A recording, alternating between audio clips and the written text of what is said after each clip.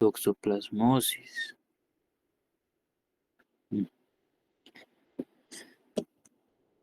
Dentro de las generalidades de este parásito, el toxoplasma, bueno, el parásito que causa esta enfermedad es el Toxoplasma gondii. Este es un protozoo, considerado un parásito intracelular obligatorio. Para que reconozcan a un Toxoplasma gondii, tienen que guiarse por la forma que tiene su cuerpo. Como pueden ver, tiene forma de media luna.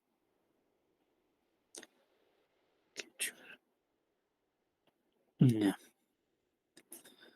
Lo importante de esta parasitosis es que en la toxoplasmosis, el huésped definitivo de esta parasitosis es el gato doméstico o los felinos salvajes. El ser humano y otros animales actúan como huéspedes intermediarios. Ahora, en este caso, cuando hablemos de huésped definitivo, nos vamos a guiar porque este parásito se va a reproducir tanto en el intestino como en los tejidos, en el huésped definitivo. En cambio, en el huésped intermediario, únicamente este parásito se va a reproducir en los tejidos y no así en el intestino. Ahora, este parásito tiene un ciclo biológico un poquito bastante extenso, el cual lo vamos a dividir en dos fases. En una fase sexual, la cual se da en el intestino del huésped definitivo, y la asexual, la cual la vamos a tocar más a profundidad cuando hablemos del desarrollo en el huésped intermediario.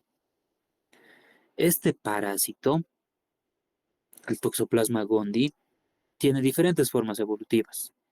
Se menciona los merozoitos, bradizoitos, taquizoitos, esporozoitos.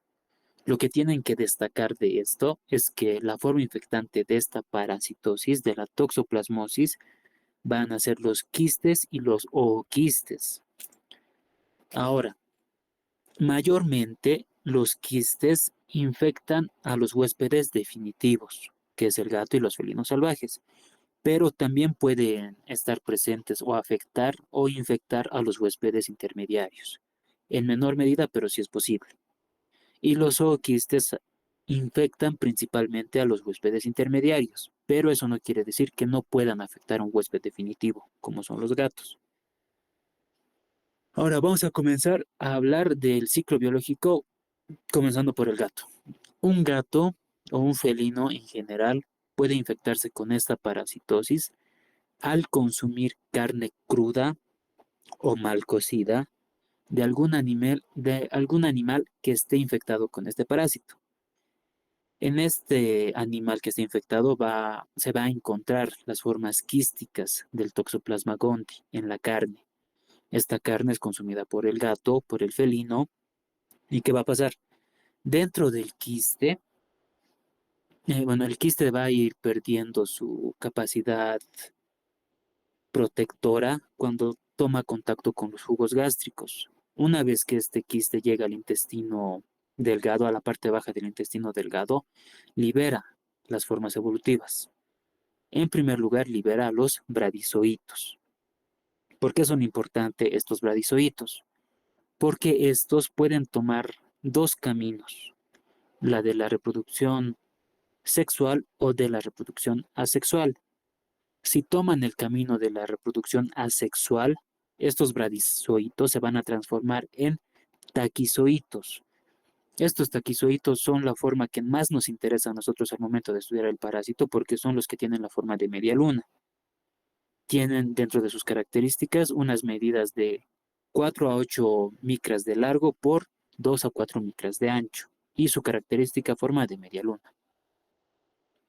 Estos taquizoitos van a dirigirse a diferentes órganos del huésped definitivo, en este caso del felino, a través de la vía hemática y la linfática.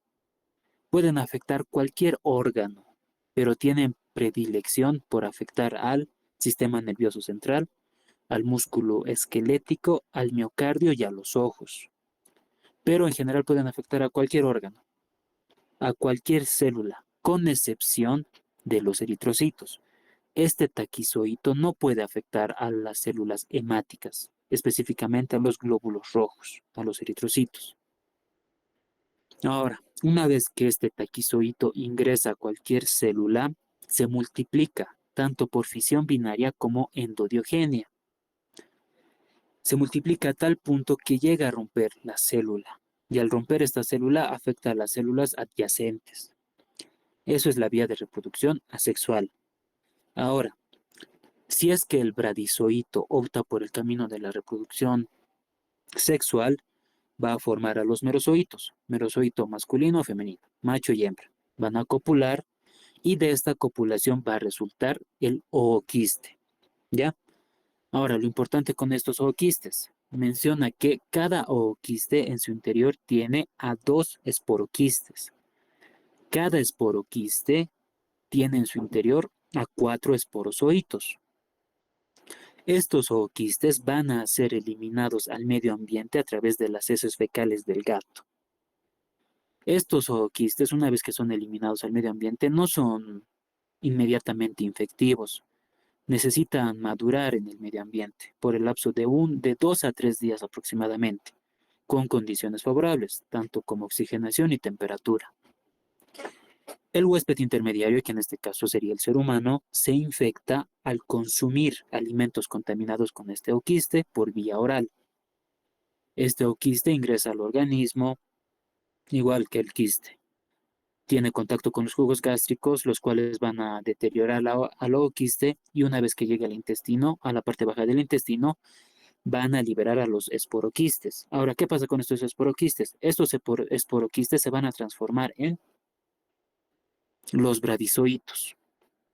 Y estos bradizoitos se van a pasar a ser los taquizoitos, los cuales tienen la reproducción asexual. Van a invadir diferentes órganos y demás.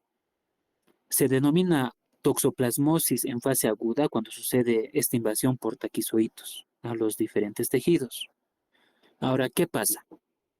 Una persona se puede infectar con toxoplasmosis de dos maneras, o bien por la toxoplasmosis adquirida o la toxoplasmosis congénita. La congénita se da en las mujeres embarazadas. Esta toxoplasmosis ingresa a una fase crónica una vez que el ser humano crea una inmunidad antitoxoplasma. Esta inmunidad empieza a aparecer en el lapso de 1 a 2 semanas después de una primera infección. Ahora, ¿qué pasa con esta inmunidad? Esta inmunidad no es completa, pero es lo suficientemente buena para que estos taquizoitos que se encuentran en los tejidos se enquisten. Estos taquizoitos se enquistan por la inmunidad antitoxoplasma que origina el organismo. Cuando se enquistan, esta pasa a ser una toxoplasmosis en fase crónica. Estos quistes pueden llegar a vivir toda la vida del huésped, toda la vida del ser humano. Son bastante resistentes.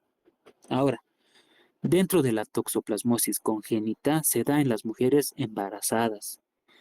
Lo que tienen que destacar de esta es que se da una vez en la vida. Si una mujer embarazada se infecta con toxoplasmosis, en su siguiente va a afectar a su hijo, al feto, en su primer embarazo. Pero si es que se vuelve a embarazar y vuelve a infectarse con toxoplasmosis, ya no va a afectar a su segundo hijo. ¿Esto por qué? Porque la mujer ya en su primera infección va a desarrollar la inmunidad antitoxoplasma. Es por eso que a las mujeres embarazadas usualmente se les aconseja, se les recomienda que no tengan cerca ningún gato, especialmente gatos domésticos, porque pueden infectarse con esta parasitosis. Ahora, la clínica va a variar mucho en la toxoplasmosis congénita, si el toxoplasma ha infectado en etapas tempranas del desarrollo o en etapas tardías, pero eso lo vamos a ver con más detalle más adelante. Dentro de las manifestaciones clínicas, como les mencioné en los temas previos, cualquier parasitosis va a depender de dos factores, de los factores de la persona y los factores del parásito. Mayormente las personas que están infectadas con toxoplasmosis cursan esta parasitosis de manera sintomática, si es que tienen un sistema inmunitario competente, o sea, un buen sistema inmunológico. Las manifestaciones principalmente se dan en personas que tienen defensas bajas y la clínica que va a demostrar va a ser variable, como mencionó en la presentación, entre fiebre, malestar general, una linfadenopatía, miocarditis o encefalitis. Ahora, dentro de la toxoplasmosis adquirida, en una fase inicial de esta, los pacientes van a presentar astenia, febrículas, una cefalea, eritema cutáneo fugaz, mialgias, artralgias, náuseas y ocasionalmente presentan diarrea. Esta clínica se da por el lapso de 1 a 2 semanas aproximadamente. Esta forma ganglionar o linfoadenopática es la más frecuente que se ve en los pacientes. Como pueden ver en la imagen, afecta a los ganglios linfáticos, entre los cuales los que están más comprometidos, en primer lugar está los cervicales, posteriormente los axilares, inguinales y los mesentéricos. Estos ganglios pueden ser o bien de un lado o bien de los dos. Pueden estar afectados o uno o más ganglios. Las características que tienen estos ganglios es que son duros, no son adheridos, no van a supurar y pueden presentar dolor espontáneamente o bien cuando se palpan. El diámetro que tienen es de aproximadamente de 1 a 2 centímetros. En segundo lugar está la forma ocular. Esta toxoplasmosis a nivel ocular produce la uveitis posterior. Esta uveitis se va a presentar en la fase aguda de la toxoplasmosis. Esta es de tipo focal unilateral y su localización puede ser yuxtapapilar o macular. Después tenemos la forma meningoencefálica y la forma miocárdica. En la meningoencefálica se menciona que no tiene una localización típica, así que puede estar en cualquier parte. Dentro de la clínica, los pacientes van a referir cefalea, van a presentar letargo e incluso una parálisis facial, hasta llegar a hemiparesias. En raros casos puede llegar al coma, dependiendo de qué tipo de paciente está afectado y el estado de su sistema inmunológico. Dentro de la forma miocárdica, no es muy común de observar, pero los pacientes que presentan esta forma van a presentar una miocarditis. Después está la forma pulmonar y forma muscular. Dentro de la forma pulmonar, los pacientes van a presentar una neumonitis intersticial difusa. No va a tener signos radiológicos específicos o característicos. Esta forma pulmonar principalmente aparece en pacientes que tienen un sistema inmunológico bastante bajo, como son los pacientes que padecen de SIDA. Y después está la forma muscular, donde se van a observar unas mialgias graves, importantes, va a haber una disminución de la capacidad funcional, van a presentar una miositis, lesiones inflamatorias e incluso focos de necrosis. Ahora, esto es algo que quiero que destaquen. Como mencioné, en cualquier parasitosis, los pacientes que presentan más clínicas son los que tienen un sistema inmunológico deficiente. Y en este caso, tomando en cuenta a estos pacientes, también denominados inmunocomprometidos. La clínica más frecuente en una toxoplasmosis en estos pacientes es la encefalitis, la neumonitis y la corioretinitis. Como mencioné previamente, la encefalitis no presenta una sintomatología específica y el cuadro puede ser fatal, ya que está afectando una estructura vital. Dentro de la neumonitis presenta esa neumonitis intersticial difusa sin signos radiológicos específicos. Y dentro de la ocular, se menciona que esta es la segunda causa de retinitis en los pacientes inmunocomprometidos. Se van a observar lesiones retinianas extensas y se va a apreciar, o bueno, los pacientes van a mencionar un grave deterioro de la agudeza visual. Ahora, dentro de la toxoplasmosis en las mujeres embarazadas, rara vez estas mujeres embarazadas presentan síntomas, aunque principalmente se observan la linfoadenopatía y algunas molestias inespecíficas como la fiebre, astenia y dolores musculares o malestar general. Dentro de la toxoplasmosis congénita, como mencioné previamente, la clínica en esta toxoplasmosis congénita va a variar bastante del periodo en el que ha sido afectado el feto. Esto de que la mayoría son asintomáticas al momento del nacimiento se da principalmente en los pacientitos que han sido infectados en etapas finales de una gestación, pero sí van a presentar secuelas durante el resto de su vida. Si es que han sido afectados en una etapa temprana del desarrollo, van a presentar síntomas mucho más graves, como una infección generalizada, van a nacer prematuros, van a presentar una hepatomegalia, una esplenomegalia, miocarditis, una neumonía intersticial difusa e ictericia. También van a presentar una hidrocefalia con macro o microcefalia, retardo psicomotor y convulsiones. Ahora, si el niño ha sido afectado en una etapa tardía de la gestación, como mencioné previamente, al nacer van a parecer asintomáticos, pero van a presentar secuelas posteriormente. Y ahí se menciona la triada de Sabin. Esta triada de Sabin, que también ahora se la puede mencionar como tetrada de Sabin, es una triada o tetrada que sí o sí tienen que saber, porque muy probablemente esta triada entre en su examen parcial, pero no solo en su etapa de no solo en su etapa universitaria, sino que esta es una pregunta también para su examen de residencia. Así que es bueno que desde ahora se acuerden de esta triada, la cual va a tener como componentes, en primer lugar, la corioretinitis, calcificaciones intracraneales e hidrocefalia. Como pueden ver en la primera imagen, la triada.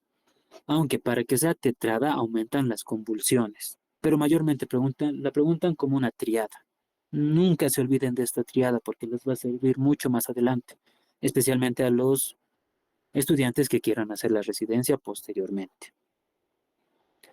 Dentro del diagnóstico, en esta parasitosis no es fácil diagnosticarla, esto debido a que puede coexistir con otras enfermedades. Dentro de los métodos de diagnóstico directos, en estos vamos a buscar observar a las formas evolutivas de este parásito en cortes histológicos y a través de la observación en microscopio.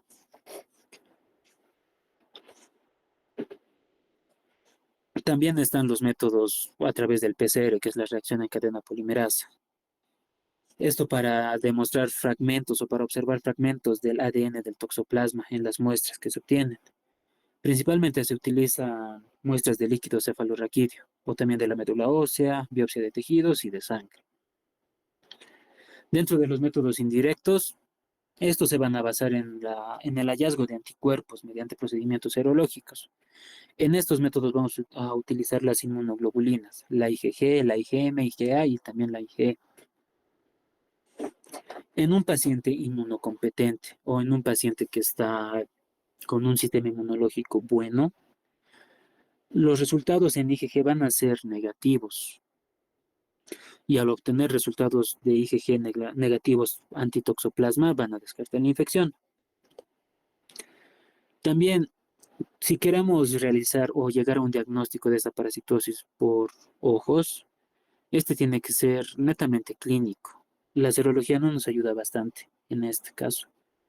En las mujeres embarazadas inmunocompetentes puede resultar positivo para la IgG. Si es que hay un resultado positivo para una IgG, va a ser igual a una infección crónica latente, pero no va a constituir un riesgo alguno para la embarazada, pero sí para el producto. Y en un paciente inmunocomprometido vamos a observar elevación tanto de la IgG como la IgM en una infección primaria. Dentro de método de diagnóstico en una toxoplasmosis congénita, como afecta más a un recién nacido o a un fetito, se van a realizar controles serológicos prolongados. El hecho de que salga un resultado IgG positivo va a confirmar una infección materna, pero no nos permite afirmar que el producto esté infectado. ¿Esto debido a qué? A que la madre pasa los anticuerpos a su hijo, pasa el IgG. Por lo tanto, puede dar positivo para la madre, pero no estamos seguros que el hijo también esté infectado, porque la madre le pasa anticuerpos. También en esta congénita vamos a tomar más en cuenta a la IgM para esta parasitosis. Ahora, con respecto al tratamiento, vamos a utilizar dos medicamentos, la pirimetamina y las sulfamidas. Lo que tienen que destacar de la parasitosis es que en las mujeres embarazadas que están sufriendo toxoplasmosis no podemos utilizar ninguno de estos dos medicamentos porque son tóxicos durante el embarazo. El medicamento que se utiliza, que se recomienda utilizar es la espiramicina, ya que no tiene efectos tóxicos. En pacientes inmunocompetentes, en una toxoplasmosis adquirida aguda, vamos a utilizar la pirimetamina en dosis de 25 miligramos 2 veces al día por el lapso de 7 a 28 días. En niños vamos a calcular la dosis a 1 miligramo kilogramo peso. Y la sulfadiazina en dosis de 2 a 4 gramos 4 veces al día por 21 a 28 días. En niños calculamos la dosis a 20 miligramos kilogramo peso. En la toxoplasmosis en las embarazadas utilizamos la espiramicina en dosis de 2 a 3 gramos diarios. El tratamiento tiene que ser por el lapso de 3 semanas, pero este tratamiento tiene que estar intercalado con 2 semanas de descanso. Este tratamiento va a continuar hasta que la mujer dé a luz. Ahora, en los pacientes inmunocomprometidos, los cuales tienen más tendencia a presentar la clínica de esta parasitosis, vamos a utilizar, bueno, el tratamiento va a variar en el primer día y en los demás días. En el primer día tenemos que dar la pirimetamina en dosis de 100 a 200 miligramos, acompañada con la sulfadiazina de 6 a 8 gramos en 4 dosis.